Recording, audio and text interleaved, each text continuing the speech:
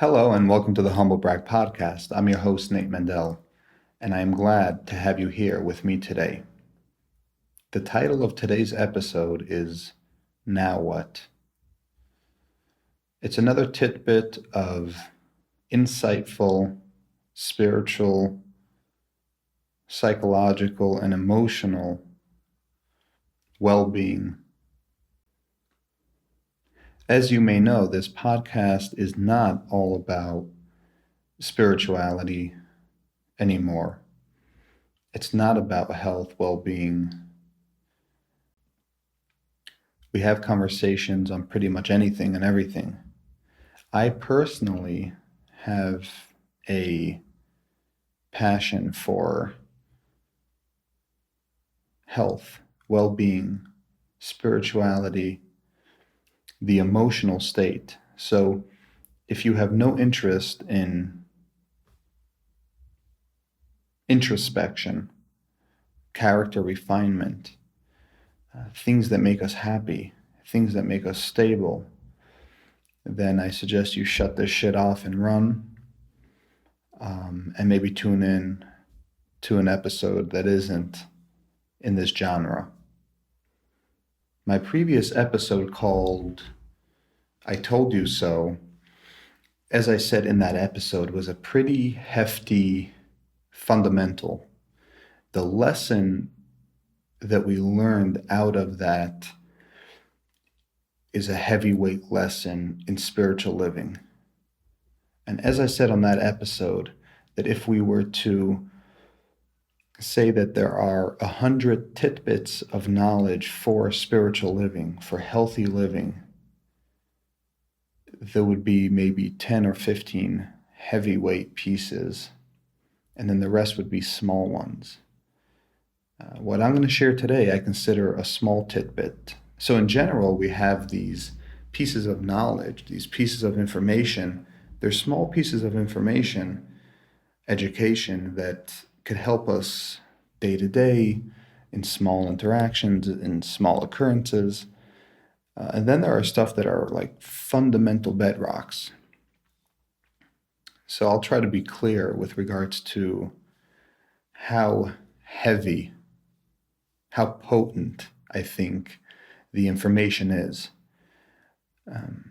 With time, I intend to share a lot of an accumulation of a lot of the spiritual insights and knowledge that has gotten me this far. I've been practicing spirituality, meditation, healthy living, substance-free living for many years. I can't say completely substance-free, although I ideally promote substance-free living, but I do drink alcohol occasionally, so I can't, boast about, complete substance-free living. But as a matter of principle, I believe in substance-free living, and I have successfully woven myself or weeded myself off of weed, cigarettes, and a bunch of other stuff that I used to use as party drugs or the occasional high. The only thing I suppose I still do occasionally is drink alcohol, which is a very integral part. It's a huge thing in Judaism. So let's just say that if you want to stop alcohol completely, it's a bit difficult. When there's a kiddush every week in shul and there's a simcha every other day, and all your peers and everybody around you is drinking, and it's part of the culture almost. I know in some sects like Lubavitch, it really is part of the culture, but drinking is a huge part of Jewish culture, so it's hard to completely walk away from it, even though I believe that is a healthy choice. But in general, on principle, I believe in spiritual living, substance-free living. So today's tidbit is, I think, one of the smaller ones, but also a very important piece.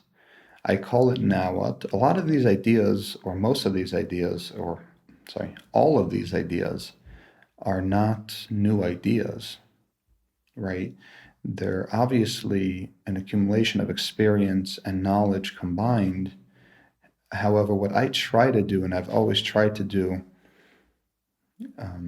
in describing these spiritual concepts is to really bring it down to a very, very simplistic, modern viewpoint. Bring it into modern words so that people like us can understand it. So nothing I'm saying is new. It's just a matter of applying it to the day-to-day, to the modern tongue, if you will. The idea of now what? What is now what? What does it refer to? Now what is a phenomenon. I call it now what. It's a phenomenon that essentially plays out like this.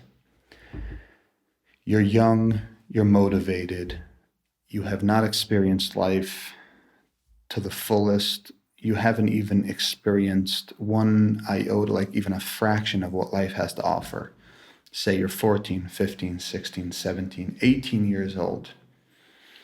You don't know tons about this world. You haven't achieved a lot. You haven't experienced a lot. You're just starting to learn, get educated, and practically all the information that's going into you is influencing the person that you will become. One of the things that you do naturally as a human is ponder, dream, and set goals, right? You dream about having a house one day, maybe owning a business, getting married, having children, maybe moving for some, maybe for some making an aliyah, right? You have all these dreams, all these aspirations, and it is the mere fact that you haven't achieved them that motivates you, that keeps you going. And you set out to achieve these things. And of course, life is riddled with difficulties along the way. A ton of things that you didn't expect come up in this journey, but you're growing, you're achieving, right? You become 18, 19, 20, you start dating, you get married. So all of a sudden, there's one thing off your list.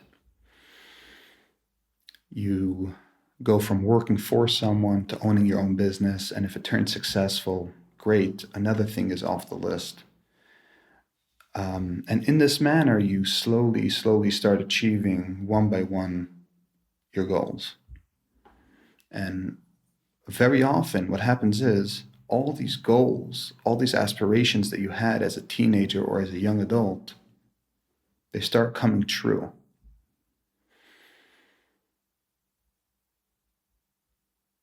And then all of a sudden, you find yourself, whatever age it may be, 25, 30, 35, 40, maybe for some even older, 45, 50, 55, 60.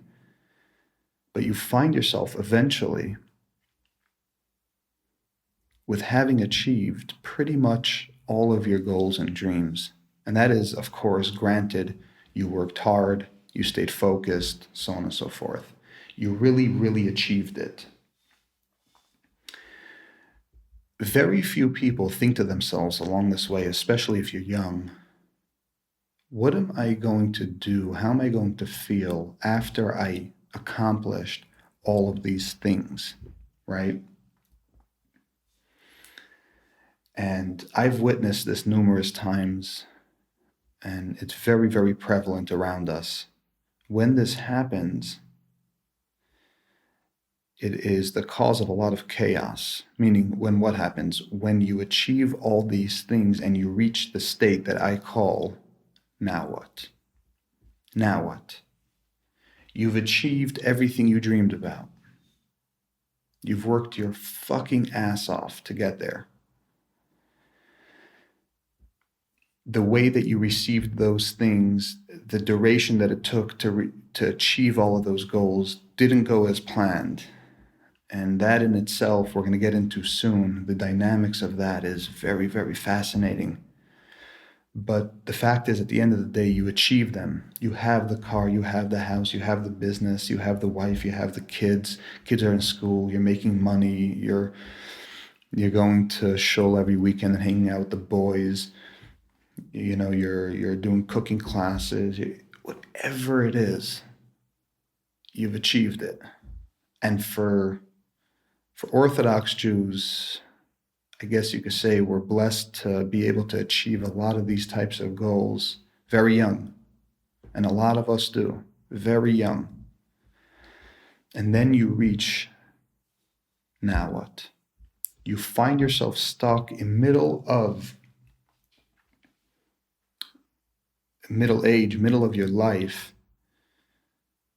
with a little, like this unconscious feeling of what I call now what.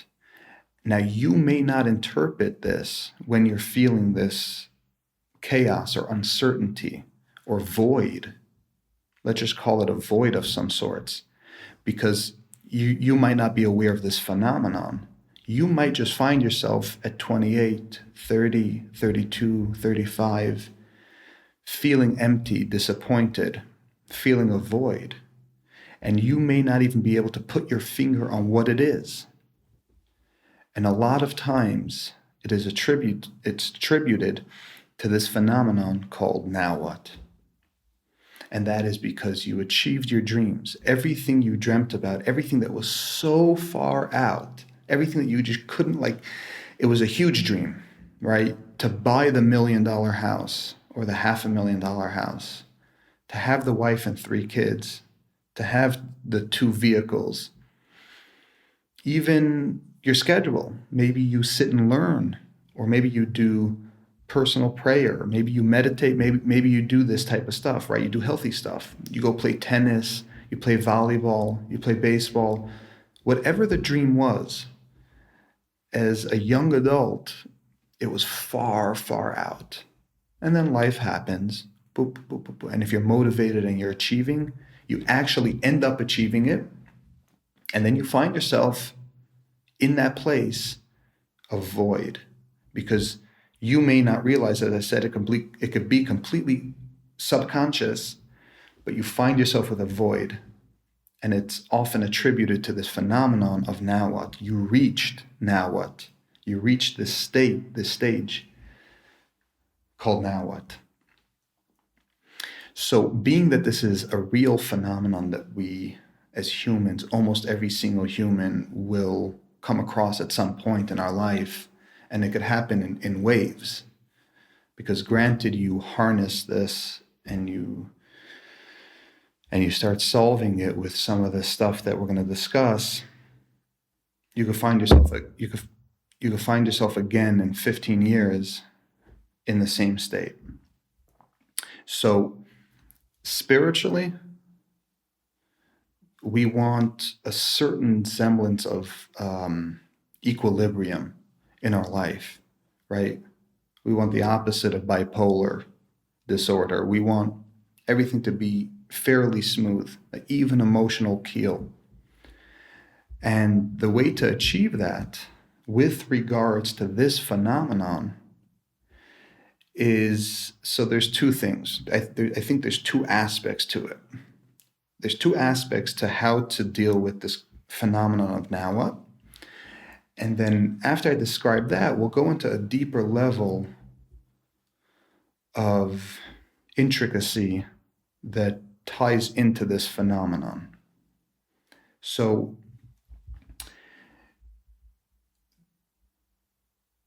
if you find yourself in this type of place with this type of dilemma, alarms should go off.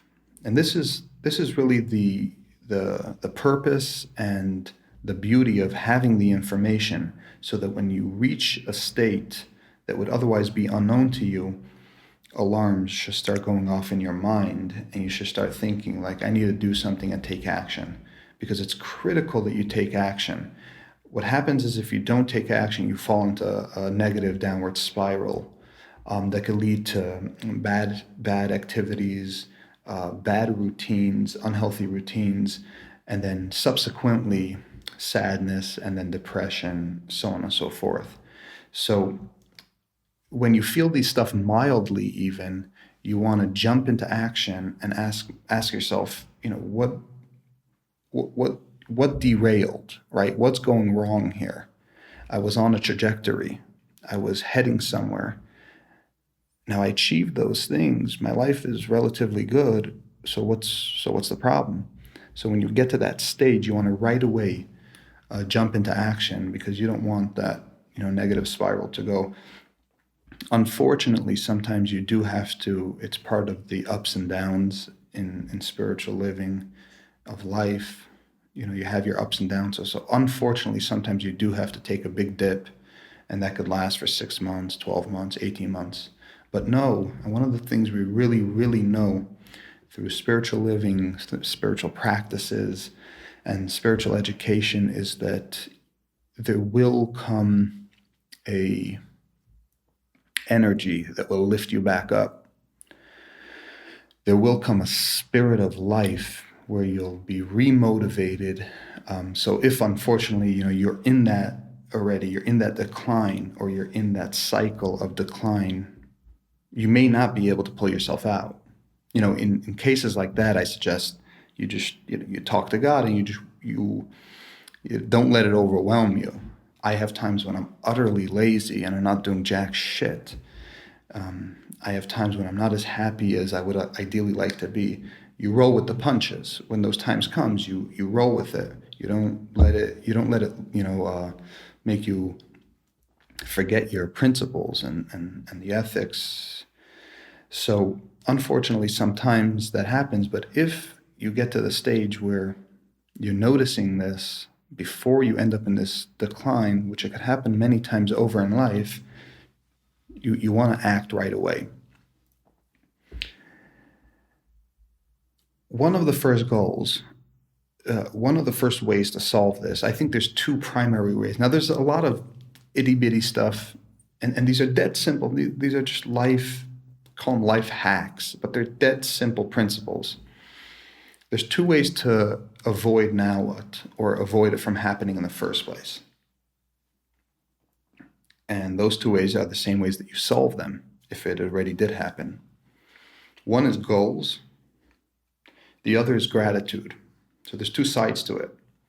There's the very spiritual side, which is that when we learn and radiate gratitude for what we have, and we continue to do so consistently on a daily basis, and we focus on the cup that's half full versus half empty, when we're grateful for everything that we have, this gives us a sense of inner peace.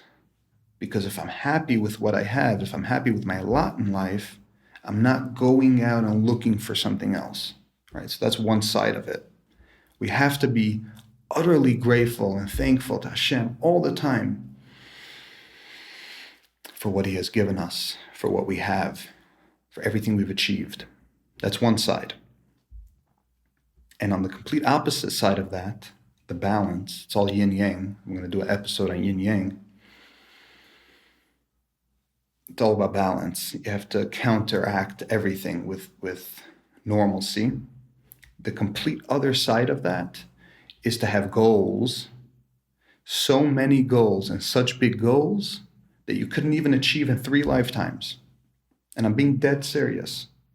A spiritual person who never wants to fall into that void of now what has to have more goals than they could achieve in 2 or 3 lifetimes. They have to be unrealistic goals, the height of them.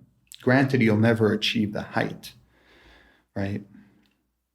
In Orthodox Judaism, people are obsessed with being a tzaddik. The notion of a tzaddik excites people. I want to be a tzaddik, I want to be the guy that sits and learns all day, that talks to God all day, that educates himself all day and is absorbed in dveikus and attachment to God, and just, really high up there. There's this huge emphasis that ultra-Orthodox Jews put on tzaddikim. So I'm using this as an example. If being a tzaddik is your goal, know that you'll never reach it, probably. But the fact that you'll continue to try is what keeps you in the game. In that sense, in realistic life, you should always have bigger goals than you could achieve. So these are the two sides of it.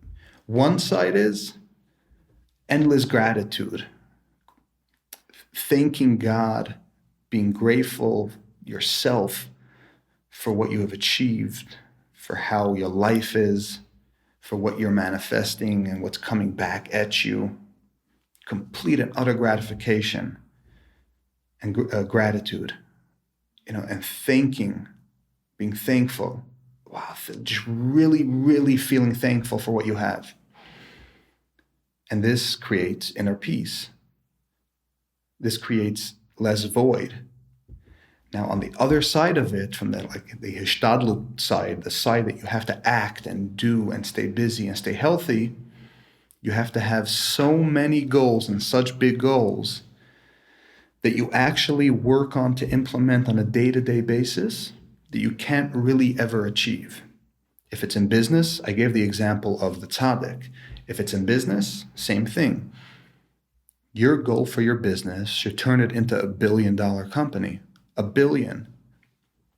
These days, with Jeff Bezos and Apple and all these huge companies and money going up to the sky, we already hear the word trillion. Now people already say, I'm going to build $1 trillion company.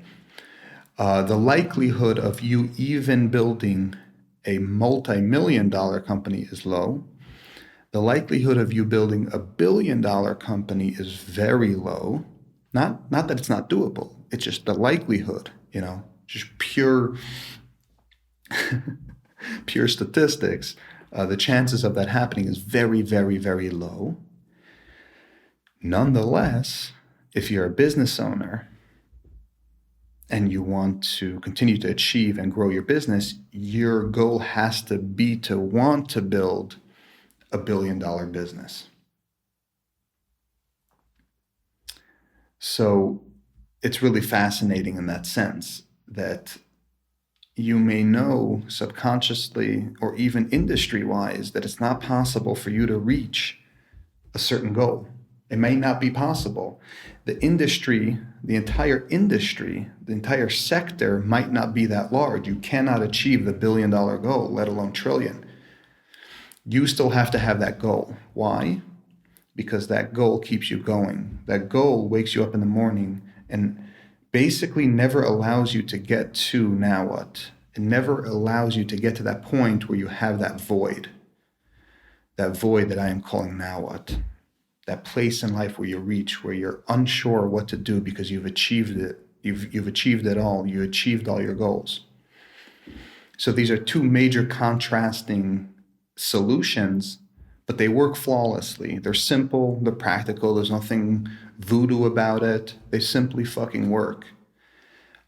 Be grateful, work on gratitude endlessly, and at the same time, you could contrast that by having a ton of goals. And that's essentially what happens. So as you start achieving things, right, we're talking about the young kid who's thinking about the car and the house and the wife and the kids.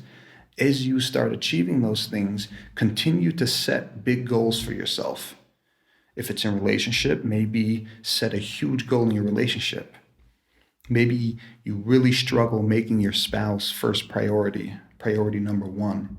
So that could be a huge goal that you set for the future and something that you work on and chip away at, but constantly work on it. Maybe it'll take you 20 years to really get to the point where you make your spouse your number one priority in life. Maybe you'll never get there, but it is in the goal that gives you the motivation. It's the goal that gives you the motivation to continue to work on it, to continue to fight for it and struggle for it.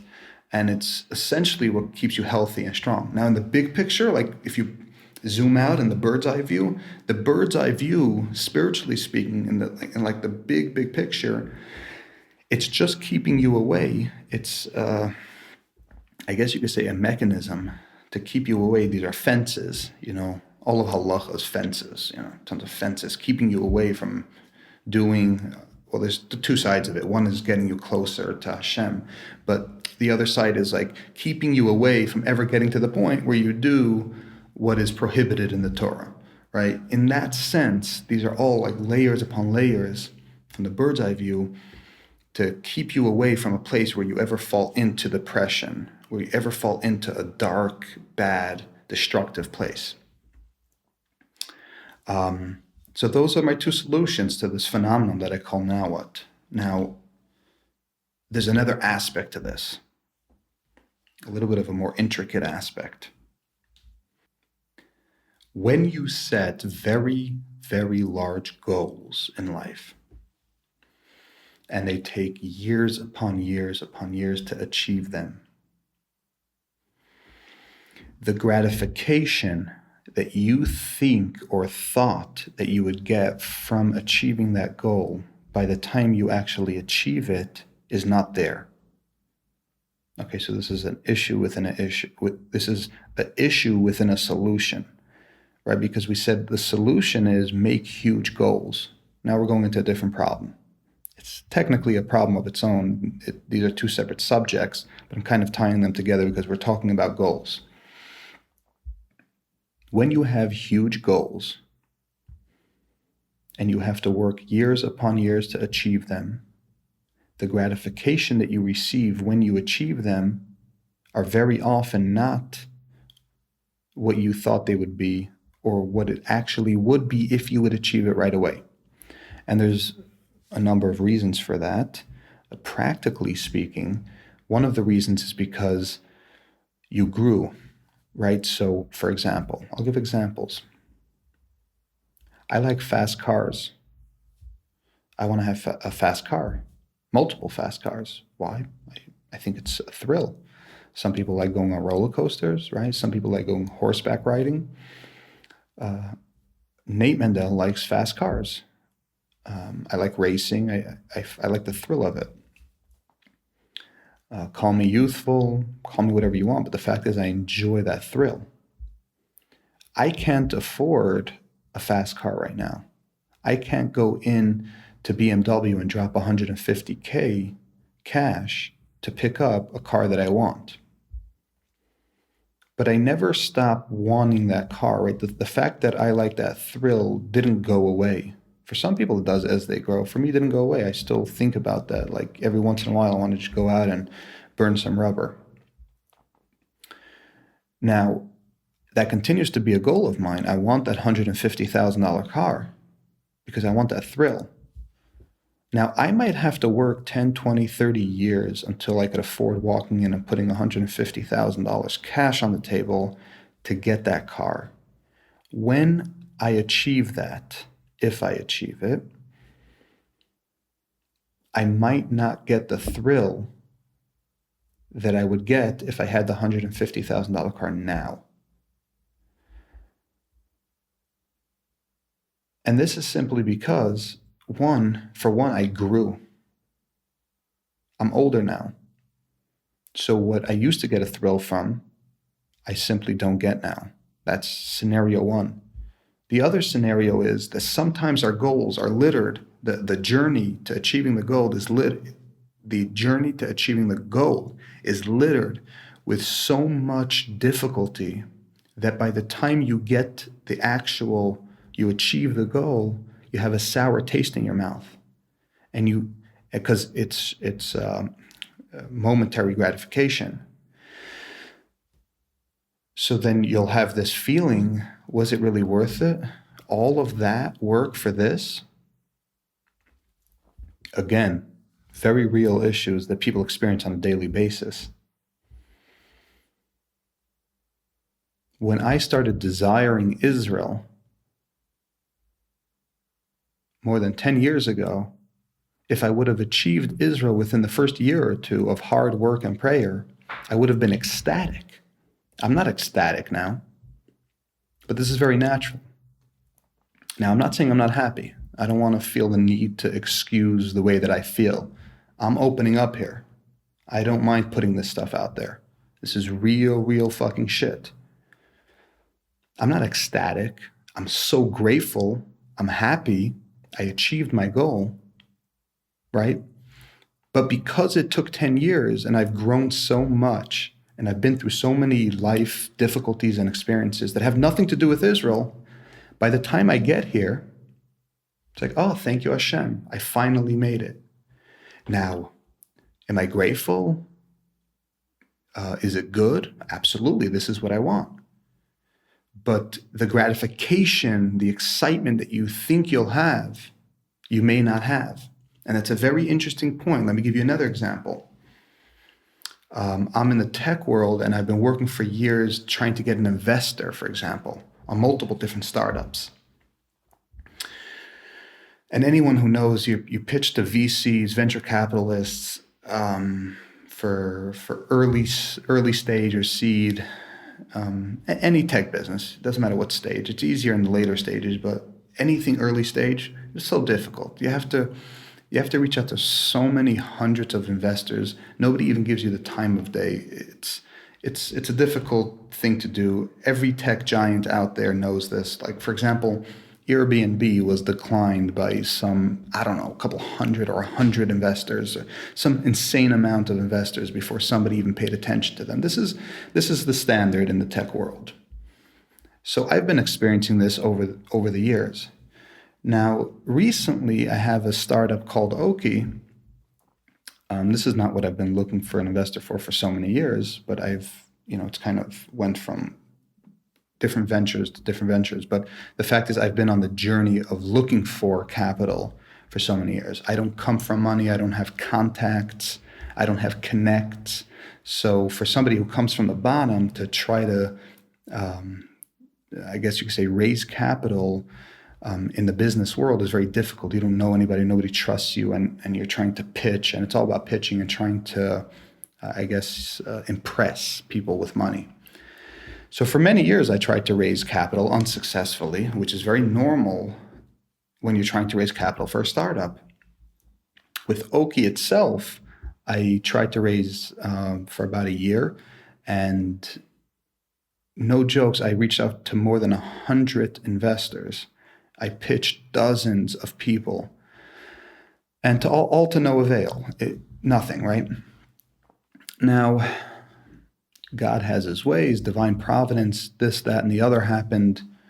All of a sudden, an investor fell into my lap. I pitched, and they were interested, and I finally got my commitment. I got my investor, $1 million commitment, which is a huge commitment for a very early stage tech company. I achieved my goal, right? The first goal. I achieved the goal that enables me to continue to try to achieve a million other goals beyond that. Just to get the investor to build the product that could potentially scale and turn into a unicorn. So that happened. This factually happened. By the time I got the investment, I wasn't ecstatic. If I would have gotten that same investment a month, 3 months, or 6 months into my journey, even a year or two, into my entrepreneurial journey, I would have been jumping on rooftops. I would have been, so excited, so happy, and it would influence, my whole body would be radiating. Because I was declined by so many dozens of investors, and because business is so difficult, and I went through so many struggles to grow business and dealing with clients and so on and so forth, because all of that took place, and this is what everyone goes through in life. There's nothing unique about this. I'm just relaying my particular story, but this is what everyone goes through in their own way. Because I went through all of that, by the time, and so here's the thing, I was consistent. I didn't give up. By the time I finally got the investment, thank you, Hashem, I was very happy. Right? It's exciting. I thank God. I'm radiating feelings of gratitude. But the gratification that I would have had, or that I expected to have, was no longer there. It watered down. It withered away. Now I feel like I worked hard. I did what I was supposed to do. I didn't give up. I was relentless. And eventually the investment came. That's what I expected it to do. So you see how that dynamic changes? When we want things, we think about the instant gratification of it. I want a fast car because I enjoy the thrill of racing down the highway in a fast car when I'm 18, 20. If I have to work 10 years to get that fast car, How much have I changed? You think you're going to get that same gratification when you finally have that car? It's not like that. You see, in professional sports, when people work hard for a year or two and they're in the Olympics and they achieve something, that's still while the fire is hot. They're dead set on a goal and they finally achieve it. They break down, they cry. It's like, whoa, I achieved it. The reality of life and lifelong goals doesn't work that way. You could work for 5, 10, 20, 30, 50 years on a goal. And by the time you achieve it, you're not going to feel what you thought you'll feel going into it, setting that goal to begin with. Very, very interesting phenomenon, very, very interesting, intricate details to the way these things work. The way to deal with that is twofold. First of all, you have to have this information. You have to know that this could happen, because it could be very disappointing if you're not aware of this. You have to be aware of the phenomenon. Information, or otherwise known as education, is a prerequisite for everything. You have to be aware. You have to acknowledge that this could happen. You're listening. I know you have goals. Every person has goals. How many years are you going to work on those goals? When do you actually think you're going to achieve them? As we know, sometimes things take longer, but when you do achieve them in 1, 2, 5, 10 years, do you think you're going to feel the gratification that you set out to achieve it for? So you have to know that you very likely will not, because the journey will change you. That's number one, the information. The other thing to know, if you understand this phenomenon, is to make wise decisions and set goals that you want to achieve for the lifestyle, with or without the gratification attached to it. Think about that for a second. You want to set goals that you want your lifestyle to be about, even if there was no gratification attached to it. What does that mean? If you want to move to another country, let's say you want to make aliyah, the excitement that you think in your head right now you will feel by living in a new country, by living in a new place, being in a new place, can't be the make or break it. It can't be the reason why you want to live there. In other words, even if you would have none of that gratification, you could only set that goal, or you should only set that goal if you want the lifestyle that comes with your goal minus the gratification. Okay? In business, if you think building a $1 billion business is going to gratify you in a certain way, you should put in all of that hard work that you're putting in to build and own the business, knowing that you might not have any of that gratification. And then you have to ask yourself, do I really want that thing that I'm working towards? It sounds a little trippy, but it actually changes the entire dynamic and question of what we really want in life.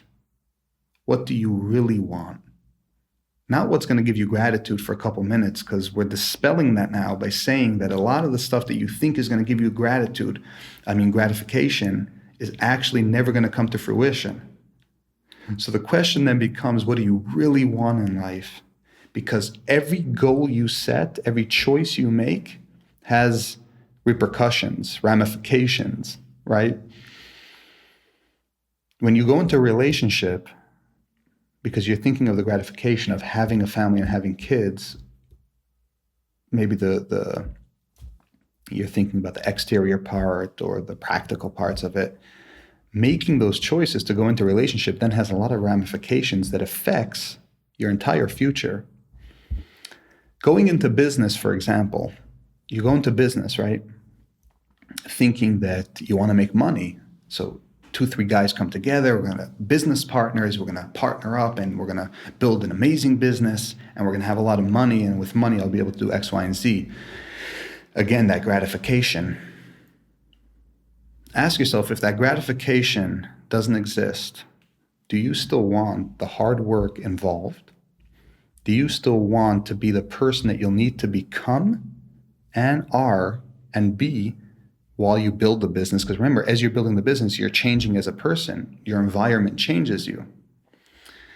All right, so I don't know if I'm quite hitting the spot here. When you make a fucking choice in life, a big choice, a big decision, whether it's going into a relationship, starting a business, buying something, moving somewhere, putting your kid into a different school, changing your lifestyle, when you make these big decisions, it's cause and effect.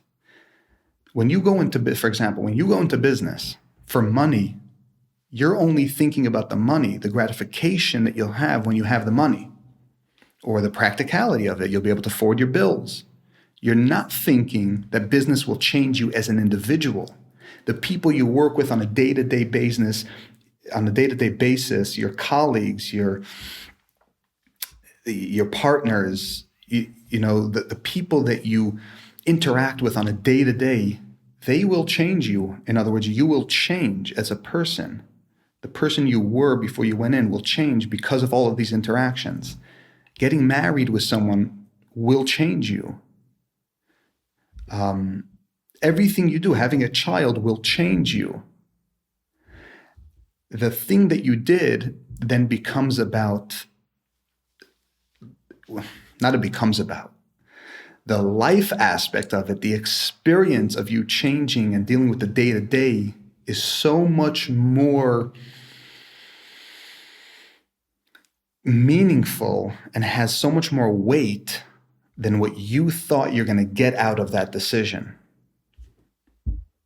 I don't know if it's, I feel like I'm not hitting, quite the words that I'm trying to hit to explain this, but I feel like I'm touching on it. But if you understand what I'm saying, it basically comes down to this. You have to make big goals and big choices beyond the gratification that you think you're going to get, and you have to want it for the lifestyle that it's going to give you beyond the gratification. Because every big choice that you do changes your lifestyle and changes your entire future. I find these things to be absolutely fascinating. Nonetheless, you still have to make goals. It's not like, none of this information should scare you into thinking that, I can't make these big decisions. I can't make these big goals. Not at all. Just the opposite. This is spiritual living. This is healthy living. This is you taking the time to think and be more deliberate in your decision making, and also more mature, a lot more mature in your decision making, because you'll know before you go into a decision, before you do something, that this is going to change my life. I may never actually get the gratification, the joy, or the excitement when I finally achieve what I'm working towards. But I want it anyway because I want everything that comes with that life. And the opposite is true too. When you become this honest and this aware of this phenomenon and you make these decisions deliberately, more often than not, you'll think twice before you make a big decision. Going into business, going into a relationship, making big life moves have serious life consequences. And we need to think about them in that sense. So we went from now what? We talked about how to not fall into that void, or if you are in that void, or if you feel like there is a little bit of that uncertainty in your life, you kind of like feel like you're not here nor there. What happened? It might be because you've exhausted your goals, your aspirations. The way to fuel it, to reignite it, is to ramp up the gratitude and ramp up the goal setting, but only ramp up the goal setting if you want the life that comes with those goals. Hopefully I was clear enough. Thank you for tuning in. Until next time, peace and love.